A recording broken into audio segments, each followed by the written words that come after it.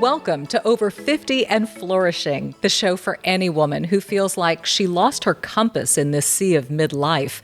I'm here to tell you it is never too late to change your course and awaken the healthy, wise, and beautiful woman within. Let's celebrate growing older together and embrace our prime.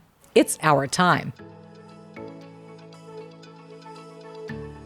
Kevin Ellis, better known as Bone Coach, is a Forbes-featured integrative health coach. He's a podcaster, a YouTuber, and he's the founder of bonecoach.com. Through a unique three-step process and a world-class coaching program called the Stronger Bones Solution, he and his team have helped people with osteopenia and osteoporosis in more than 1,500 plus cities. And he's here in Houston because he wants to get us good bones. Oh my gosh, Kevin, thank you so much for making the flight in. I was a little worried. It's a foggy day here in Houston, which is so atypical. And I thought, are you going to make it? I made it. Yes, I made it. Good to see you. And I'm excited to be here. Well, tell us a little bit about you. Your story is fascinating. First of all, to see a young man, and to me you are because you're in your mid to late 30s, talking about osteoporosis and osteopenia is atypical and a bit out of the norm. So explain why you are a bone coach. Yeah, I mean, because you're right. It's not typically an issue that men are talking about, especially younger men too. But for me, I would say this all started with my own health journey. And I would even take it back as far as when my mother was 5 months pregnant with me. My father was told he had cancer. And 2 months after I was born, he passed away. And he was 35 years old at that time. And my whole life, I kind of had this fear that I was going to follow down that path to an early grave and not be able to be there for my kids. He was a Marine. He spent 22 months in Vietnam and made it through combat, but he got cancer from Agent Orange and he passed away. So when I was growing up, I knew I was going to be a Marine and I was going to be a really good Marine. So I went in the Marines. And when I came out of the Marine Corps, I started having all these different health issues. And I had, high stress, poor sleep, digestive issues. And then I was diagnosed with celiac disease. So I was malabsorbing nutrients for many, many years. And then I was subsequently diagnosed with osteoporosis right around 30 years old. That's unreal. How did you get that diagnosis? Because you have to go in and actively pursue it. So what was going on and what type of scans did they do to give you that diagnosis? Yeah, so normally for a 30-year-old male, you're not going to be getting a bone density scan or anything like that to find that out. I actually, because I had celiac disease, so celiac disease is an autoimmune condition where when you ingest gluten, the villi, these tiny little nutrient absorption centers inside your small intestine, they become blunted and damaged. And then what happens is you can't absorb nutrients that you need for your bones. And your body still needs those nutrients to execute its daily functions. And if you're not taking them in and you're not absorbing them, your body still needs them. So it's going to go to your largest mineral reserves, which are your bones. So for me, it was pulling these minerals and nutrients from my bones. And I had it was not even my physicians at the time, it was a physician's assistant who said, has anybody done a bone density scan on you? You have celiac disease. And I said, no. And me thinking, tough Marine, my bones are going to be fine. I'm going to come back, they'll be fine. And we did the scan and it came back and it said osteoporosis. And the way that I was told was, it was just a letter in the mail. Nobody called me or said anything. It was a letter in the mail that said, you have osteoporosis, go on a gluten-free diet. And that was it. And I remember I opened up the letter and I just felt the blood drain from my face. And I was like, what does this even mean? And I looked it up online and I was like, the first thing I Googled was fractures and medication independence. And I was scared. Of course. And so I was like, well, first, let me get another opinion. I went, got another opinion, got another bone density scan. And then they confirmed I had osteoporosis. And that set me down this path to figure out what I needed to do to improve. Any family history of this? Yep, mother, and other family members too with osteoporosis. And genetics do play a role. Right. But I think what's really important, and I know you and I are on the same page about this, is, your genetics do not have to be your destiny. Yes. There's a lot you can do. And what we want to focus on are what are the things that you can do to build stronger bones and get on the path to improvement. This is a subject that is so important to me personally. I was diagnosed with osteopenia in my early to mid 40s, which surprised me. Now, not surprisingly, my Nana had osteoporosis and my mother has osteoporosis. So clearly there is a family history of this. But it certainly triggered that same fear that you experienced. You're thinking, I'm young, I'm vibrant, I'm healthy, I work out, I'm doing, weight-bearing exercise. Why on earth at this age am I dealing with bone loss? And this audience is primarily women 50 plus, and we are hitting them, I think, at their prime when it comes to addressing this, because there are things that we can do now to reverse it and to get stronger bones. And so I'm grateful that you're here, and I want there's so much to unpack in this interview, and I'm excited to do it. But let's start with the basics, okay? Where do we start? I mean, first of all, most people don't even know what their bone situation is looking like. That's right. Yeah, most people don't know. And the way you find out, so let's even start with what is osteoporosis. Osteoporosis literally means porous bone. And it's a condition that's characterized by either not enough bone formation, excessive bone loss, or it's a combination of the two of those things. And in osteoporosis, both your bone density and your bone quality are reduced. And that's going to increase your risk of fracture. Now, the way you find out you have osteopenia or osteoporosis is through what's called a bone density scan. And it's called dual energy X-ray absorptiometry. It's a painless test, kind of like an X-ray, very low levels of radiation. And what you do is you lay down, does a scan, and it tells you your bone mineral density, the actual mineral content of your bone. And then it generates a score. And that score is called a T-score. And if it's +1 or -1 or somewhere in between there, that's considered normal and healthy. If it's in between -1 and -2.5, that's considered osteopenia, also we call it low bone mass, which is like a precursor to osteoporosis. Right. And then -2.5 or lower, -2.6, -2.7, so on and so forth, that would be osteoporosis. And the greater that negative number becomes, the more severe the osteoporosis. And most people are not getting these scans done when they're 30s or 40s. It's usually going to be in their 50s or 60s or something like that. And in my opinion, that is too late to be getting these scans. We need to get them earlier in life so that we have an objective measurement from which to monitor future changes. Right. So first thing, get your scan. That would be message number one to anybody who is watching or listening this show today. Get your scan. Know your number. And then what? Okay. Can we assume, is it a fair assumption that most women at this age and stage will have, to some degree, porous bones? Well, there are different types of osteoporosis. So there's primary osteoporosis, which is typically related to a decrease in estrogen in postmenopausal women. Estrogen has a protective effect on bone. As estrogen levels decrease as they do during menopause, that's going to cause an increase in the activity level of cells that break down bone. But there is a whole nother cause of osteoporosis, and this is the category I fell into and a lot of other people fall into, is secondary osteoporosis. And that's where it occurs as a result of behaviors, disorders, diseases, medications, and other contributing factors. An important note to make here is that just because you're a postmenopausal woman does not mean the loss of hormones is the sole cause of your bone loss. And I hear this all the time when women go to their physicians and they say, oh, it's just hormones, or it's a natural part of aging, or this is to be expected. And that's not good enough, because there could be something else contributing, and you have to understand what that is and objectively figure out. You don't want to make assumptions here. Right. And name some of those things that fall under that umbrella. Yeah, so the first one is when you get that bone density scan, you have to understand that the scan itself is not going to tell you if you're still actively losing bone right now and what's contributing to that bone loss.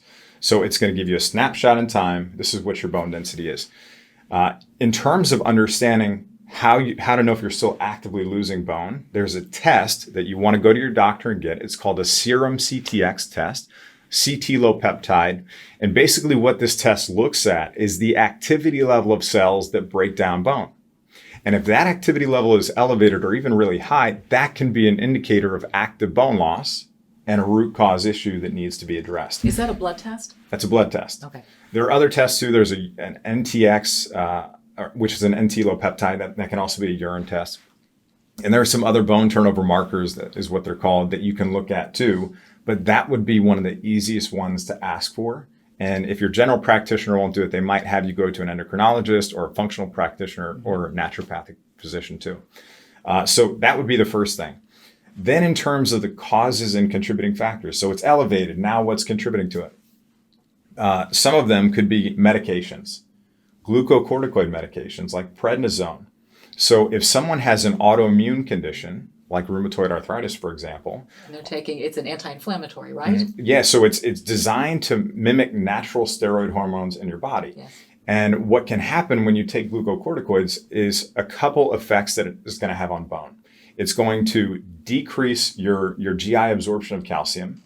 It's going to increase your urinary excretion of calcium. And the biggest effect is that it's going to act directly on the cells that break down bone to increase their lifespan and reduce your bone density. So you just have to be aware. If you are considering taking and obviously consult with your physician before you do this, but you just have to be aware. If you're considering taking a medication that has glucocorticoids, or you're on it right now, or you're going to take it, or you have in the past, it will contribute to bone loss. And are these medications that people have to be on for prolonged periods of time?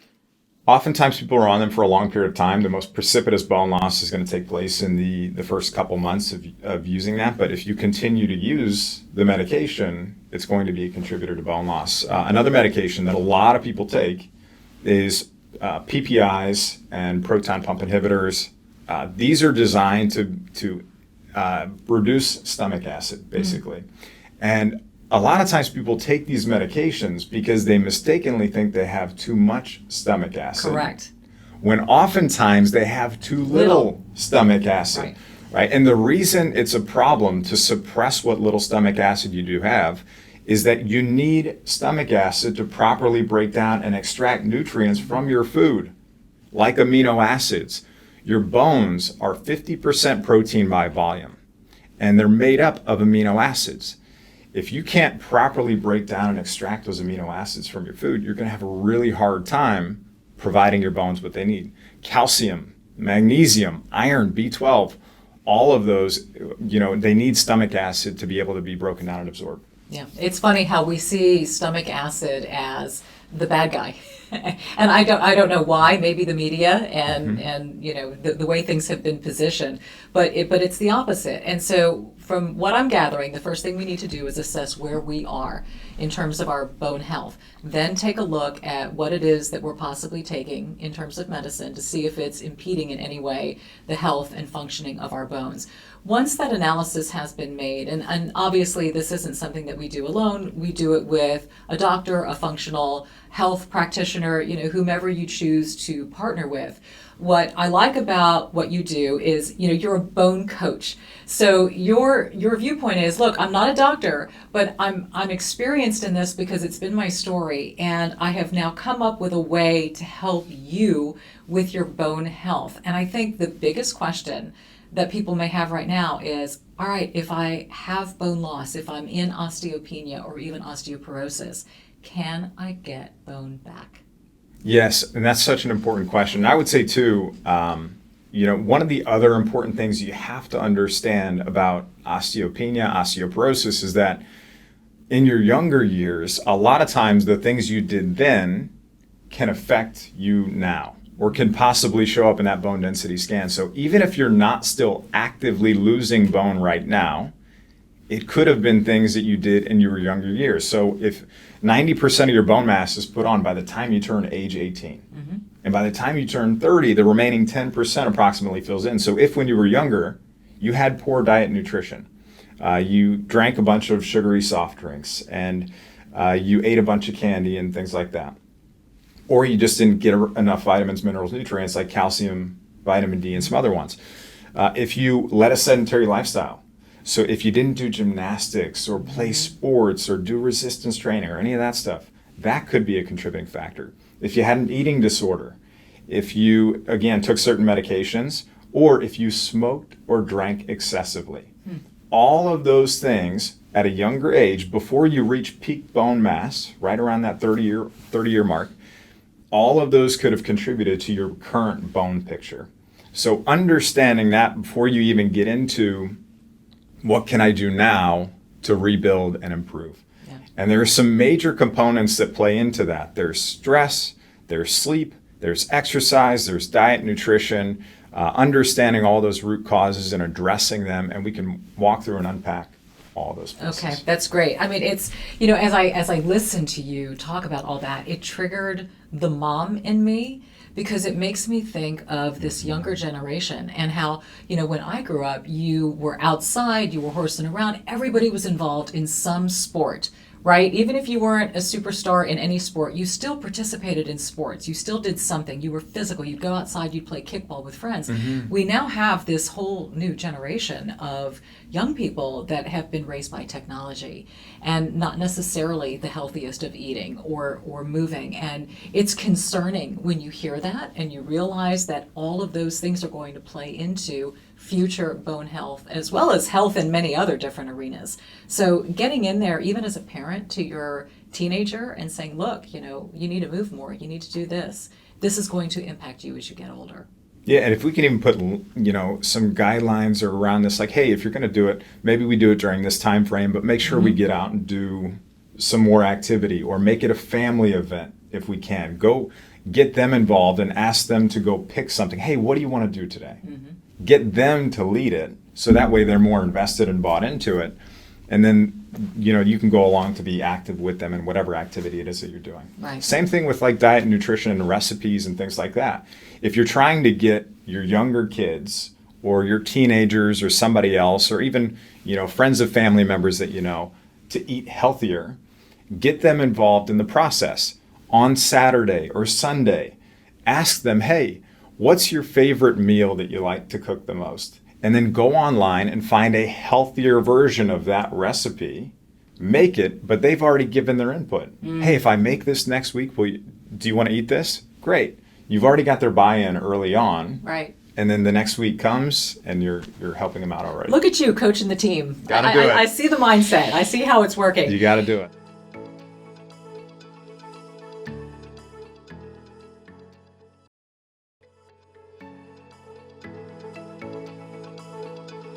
When people come to you, obviously you are coaching them on a lifestyle. This is a lifestyle in order to have good health. And it could be good bones, it could be good heart, it could be good brain function, it could be all of it talks, all of it speaks. So when somebody comes to you and says, all right, this is what I'm dealing with, what's the plan of attack here?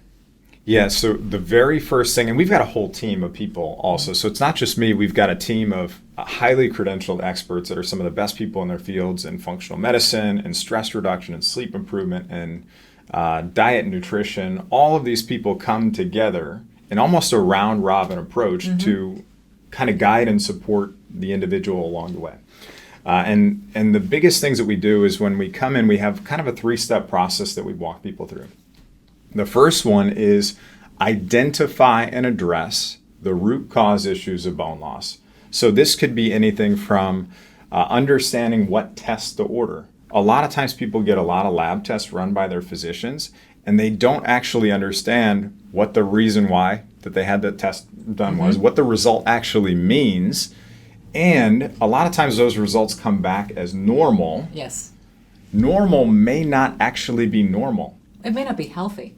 Exactly, yes. So there could be other things contributing or patterns that need to be picked up and spotted, so we help people pick those things up. And then the other thing is knowing how to have conversations with your physicians. That's a really big challenge for a lot of people. A lot of times people take almost a passenger in their healthcare type approach. And you need to be more of an educated, empowered advocate for your own health, and we give you the tools and the resources on how to do those things.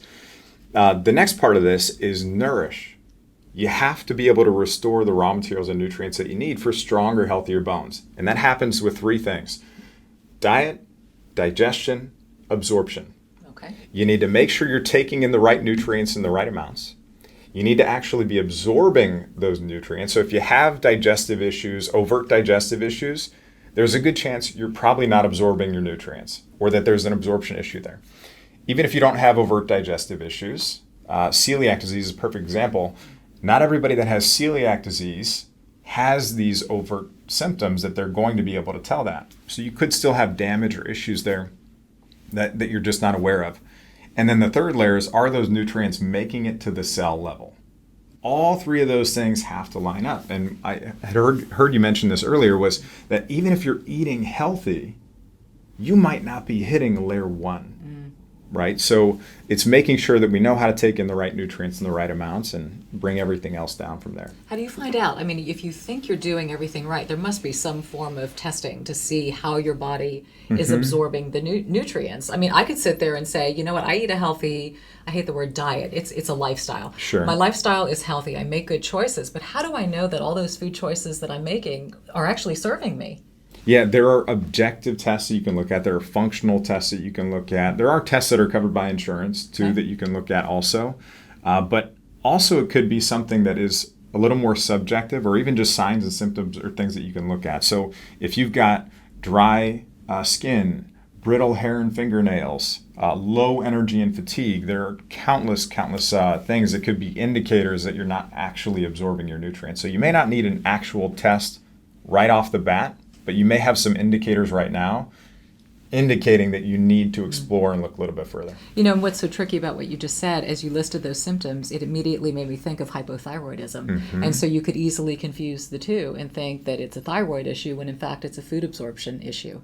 Yeah, and there's other pieces that play into this too. So in terms of, let's even talk about digestion a little bit also. At the beginning of this conversation, I talked about villi. And villi, if you imagine, I talk about imagining our bodies and our bones as being like plants. In order to grow, you need, nutrients in the right conditions, right? So many people focus so much on the nutrients, the salads, the smoothies, the supplements, that they fail to consider the soil. And our gut is like the soil. You absorb almost everything here. So when you take in food, you start to break that food down in your mouth into smaller pieces, makes its way into our stomach where it's churned in that acidic mix to break it down even further. And then it makes its way to our small intestine, our soil.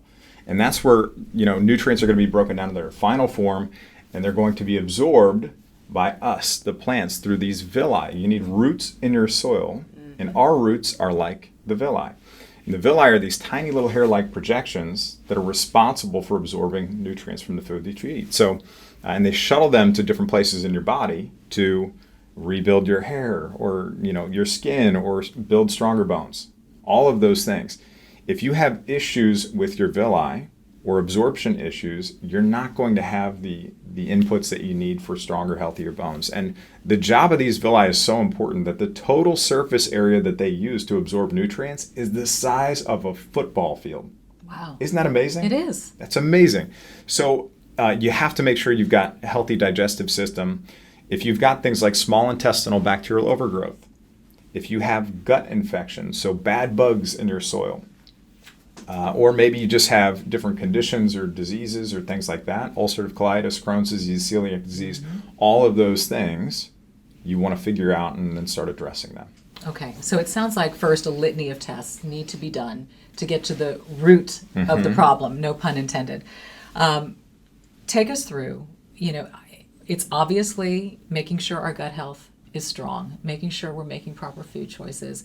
Supplementation, I want to pick your brain about that, because there have been so many, areas of confusion when it comes to supplements, what really helps, what really doesn't. It's like, I worked in the news, and it would make me crazy. It's like one day coffee's great for you, the next day coffee's going to kill you. One day calcium's going to fix your bones, the next day it's going to do nothing for your bones. So can you please set us straight on supplements and what really works? Yes. So the very first thing we need to focus on is, let's focus on maximizing the food, the nutrition component through diet first, through the food that we're taking in, see where we are, see where we're falling short, and close the gaps if and when necessary. So it shouldn't just be a supplement first approach. Right. It should be food first approach for sure. Then once we understand that, know that, let's say you're on a restrictive diet or something, you've got an autoimmune condition, you're trying to put that into remission, you're on a little bit more restrictive diet, you're not incorporating certain foods that could have a lot of healthy nutrients for you. In those situations, you may need to supplement more than the person that doesn't have to do that. In terms of different nutrients that can be really helpful for bone health, calcium, that's probably one of the biggest ones that everybody gets told, go take your calcium. It's not just about calcium. If you take calcium by itself in really large amounts, you're going to increase your cardiovascular disease risk and your risk for kidney stones. And there's just a whole host of other health issues that can come with that. But you have to have other key nutrients and cofactors that go along with that too. What would those be? Vitamin D is another really, really important one. Yep. And those are two of the most common ones that you will hear from your physician when you're told you have osteopenia or osteoporosis. They're going to say, hey, you've got osteoporosis, take calcium, take vitamin D, go for a walk, and here's a bone medication. We could talk about that in just a minute too. But calcium, vitamin D, vitamin K. Yes, D and K usually need to happen in tandem. So they're both fat-soluble vitamins, which means you have to take them with some fat in your meal, and in order to be absorbed. And then vitamin K is really important. You can find vitamin K1 in dark leafy green vegetables. You can find vitamin K2, which is really important. Vitamin K2 is really important because it helps activate something called osteocalcin and matrix GLA protein. And these are going to help make sure that calcium is going not into the soft tissues, like your kidneys and your arteries and things like that, where you don't want it. And it's going to help direct it to the bones where it needs to be going. So those are really important ones. And then vitamin C. Vitamin C is so important for your bone health. The reason why is that it helps stimulate procollagen. It helps enhance collagen synthesis. And it also stimulates something called alkaline phosphatase activity, which is a marker for osteoblast bone building cell formation, which is pretty cool. Yep. Right, so vitamin C is so important. And it also helps prevent you from getting sick. It's great for your immune system. Oh yeah, so many health benefits of vitamin C. And then not just on the bone formation side, it can actually help with preventing the prevention of bone loss also. Okay, so you talked about supplements as bridging the gap, but let's talk about the gap. Let's talk about what we need to be eating every single day to make good bone food choices. Yes. What's a daily diet looking like? Yeah, so anti-inflammatory diet, removing the highly processed, I would say the vegetable oils that are really highly inflammatory, you want to get those out of your diet. That would be your canola, your soybean, your safflower. There are quite a few other different oils that you want to pull out, and then start bringing in some healthier fats. Your extra virgin olive oil, make sure it's good quality. And then grass-fed ghee is another one. It's like a clarified type of butter. And then you've got coconut oil is another great one that you can incorporate. And those are things that, and then you want to make sure you get enough protein. One of my favorite sources of protein that you can go incorporate is sardines and mackerel. Oh, now, my dad used to love the cans of sardines. Okay, so there's a reason for it. There's something to it. Yeah. So the sardines and the mackerel, you have to get them, if you get them in the can, they actually have the bones in them. You can get them with the bones in. Why do you want the bones in? Well, number one, sardines and mackerel have a great dose of protein. So if you get a little can, that's going to have about 20 grams of protein in that can. Again, remember I said your bones are 50% protein by volume. Yep. So you need some protein. And then they also have the bones in them, and it's got all the minerals and nutrients in the right ratios that nature has put them in. That you need for your own bones. So holy mackerel. Exactly right. If you're on a restrictive diet, for example, and you're like, how am I going to get calcium in?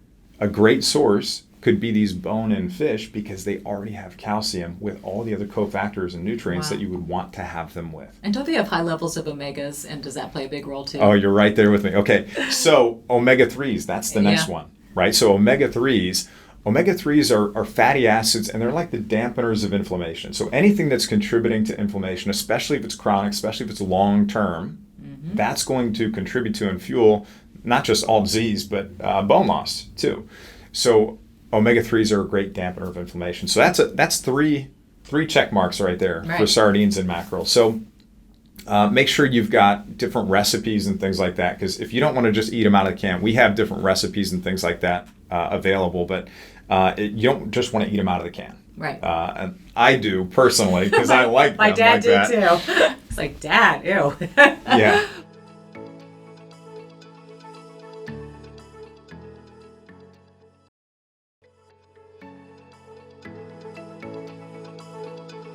But for people who, and that might be a tough incorporation for some. I mean, it's a very particular smell and taste, granted. Some people can adapt to it, but what about other traditional forms of protein? What else would be considered good? And also, I'm sure, green leafy vegetables and all of that. Yeah, so other sources of protein, collagen protein can be a great addition too. Okay. You mean the powder? Yep, collagen powder, Okay. that can be a great addition. And in terms of green leafy vegetables, one of my favorites, this is one that it's arugula.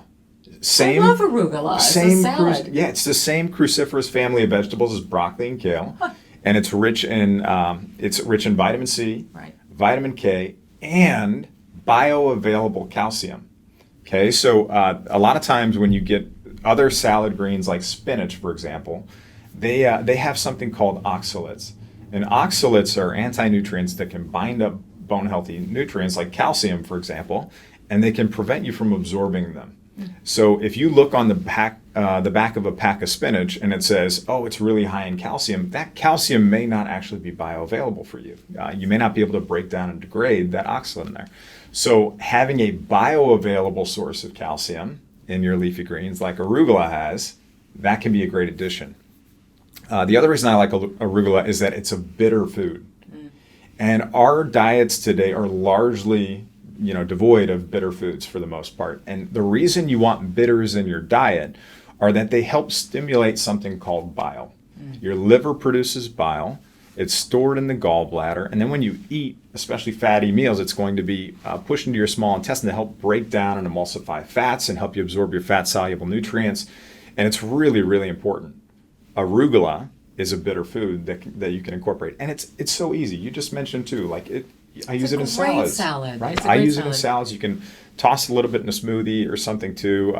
You can use it as a side salad. You can saute it with some extra virgin olive oil, and it doesn't have to be a hard or big prep. Yeah. With some salt, some pepper, and a little bit of garlic. As we listen to this, it just really makes me think that we did a number to ourselves back in the 80s with the low-fat, no-fat diet, and just how important the proper fats are for healthy body, healthy nutrition, bones, mind, all of that. So I'm going to have my arugula salad with sardines, and I'm going to supplement with calcium and vitamin D3 and K2 probably. Magnesium. And magnesium. Magnesium. You have to have magnesium. As your intake of calcium and D increases, so too does your need for magnesium. And another important fact about magnesium, and everybody hears magnesium is good. Most people need magnesium.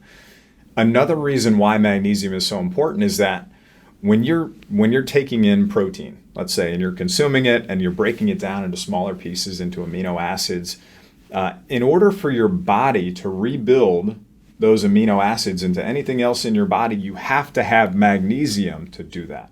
So it's really important, not just for, you've probably heard so many health benefits for it. Oh, for sure. Well, I think for women of my age are particularly drawn to it because it's known to help calm you at night, calm muscles, all of that. So I think a lot of women going through menopause will take magnesium at night just to try to get a good night's sleep and factor that in with maybe progesterone supplementation and all of that. And then you said vitamin C as well. So that sounds like that's sort of your supplement package that you like to present to people. And there are other ones. There are other ones too, but those I would say are some of the most important ones that are high level. Like your nuts and bolts? Make sure you're getting those and enough protein. And then in terms of magnesium, the forms of magnesium also get absorbable forms.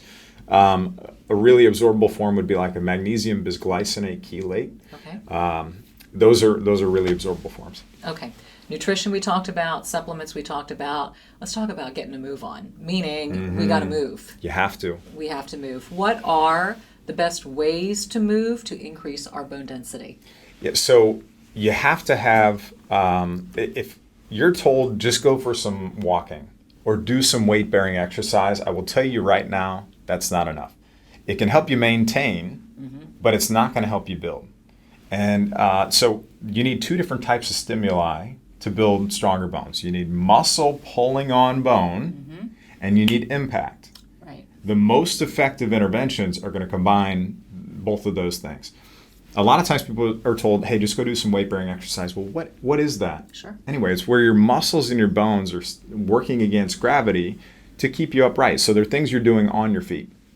This would be your running, your walking, your dancing, your gardening, or it could be your Tai Chi, your Qigong, your Pilates, your yoga, right? Right. So yeah, those are all weight-bearing exercises. Right. Now there's also non-weight-bearing exercise, and this is where your body and your bones don't have to work against gravity to keep you upright. And this is something astronauts have to face when they go up in space and they don't have that load or that good stress that they're putting on their bones. Right. You have to actively work against that or you will lose what you don't use, right? So what are those exercises? If you're cycling or you are swimming, Yeah. right? It's not to say if you enjoy those things and they make you happy and they bring you joy and reduce your stress, not to do them, because that could be a really important just part of your life. At the same time, you do not just want to count that as your only form of exercise. You have to do more than just that. So what is the more? The more is resistance training. You got to bring that in. You need to bring it in ideally, and if you're listening to this too, not just for yourself, but if you've got kids or you got grandkids or younger people too, get them doing this younger also to help build up that foundation from a young age. So the resistance training could be anything like resistance bands, barbells, dumbbells, all those things can play part of it. And then doing movements like, and don't be intimidated by this, but squats, deadlifts, overhead presses, and then just chin-ups with drop landings. Those are some things that have been shown to be effective, but you don't just want to jump into them. If you heard that and you're like, oh, that sounds intimidating, don't just go to the gym and try to figure this out yourself. Go to somebody, have them evaluate your body mechanics, have them get you to where you can do these exercises safely and effectively, and then slowly work yourself up. This is not an overnight fix, for especially for your bones. This is play the long game, right?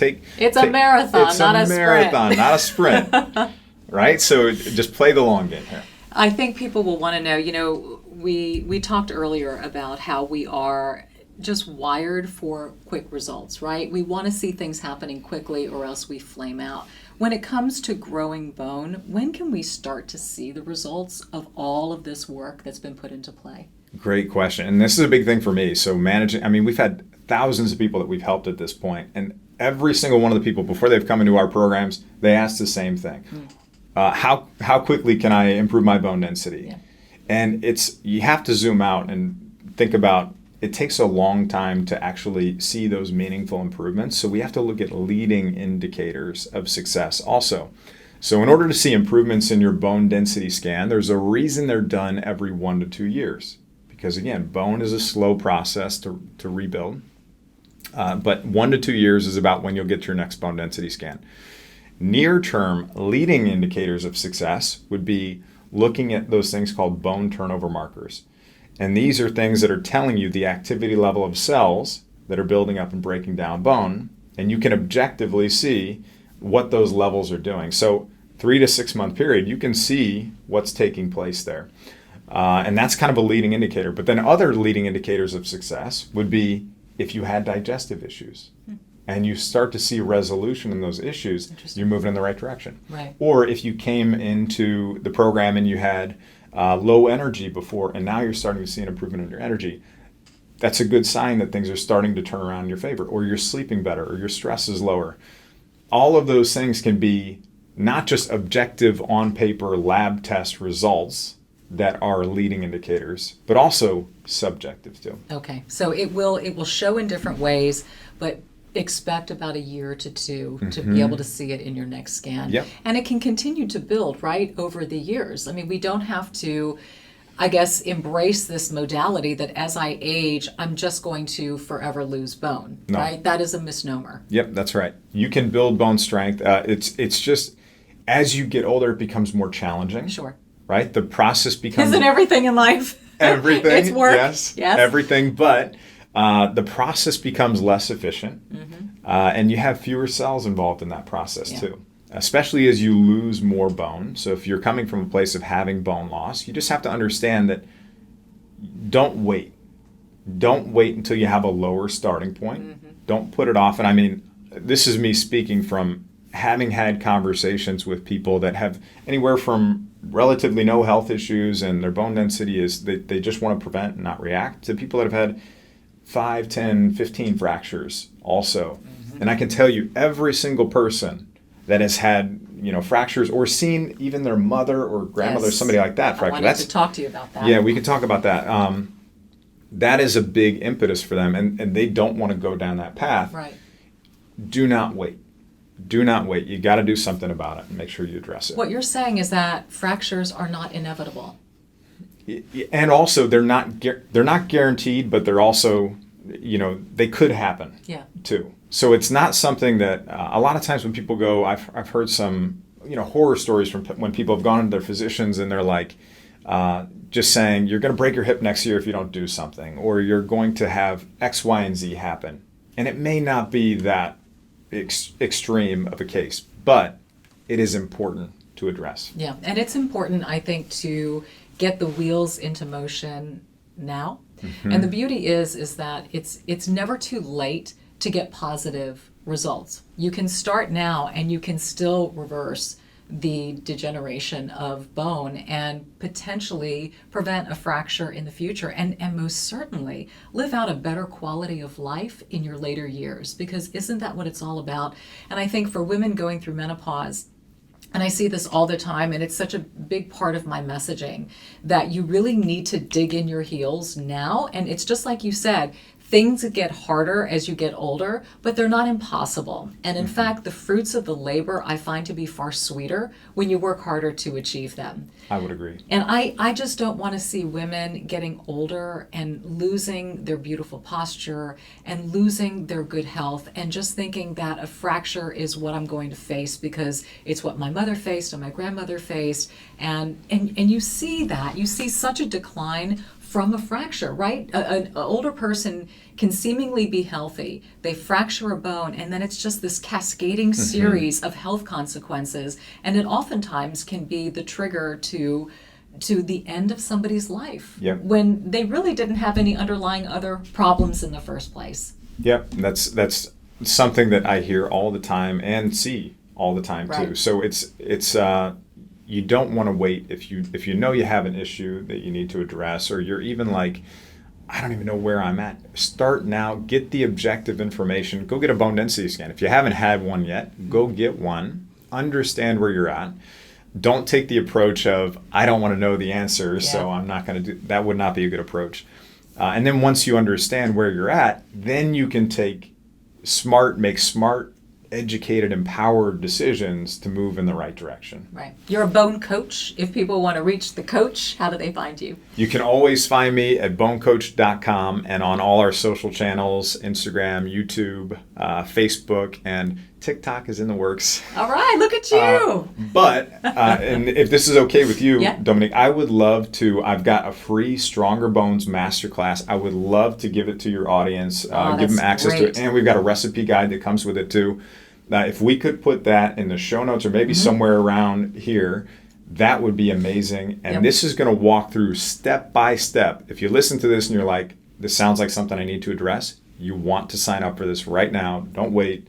And then also share it with somebody who you know needs to hear this message, because this is such an important topic. And if something can extend your life or make those years better quality, why would you not want to do that? Absolutely. And I am so grateful that the fog did not delay your flight in this morning. What a pleasure chatting with you. This has been delightful, and I look forward to future conversations in just getting our bones and our bodies healthier and stronger. Me too. Thank you so much, Kevin. Thank you so much for being a part of this podcast, Over 50 and Flourishing with Dominique Sachse. I hope you enjoyed it. I'm encouraging you to leave a question if you're watching on YouTube below. Anything that you would like to know, anything further about what we've discussed, we'll be able to address that. Also, please rate, review, subscribe, and share wherever you listen to podcasts. So great to have you. Look forward to seeing you next time around.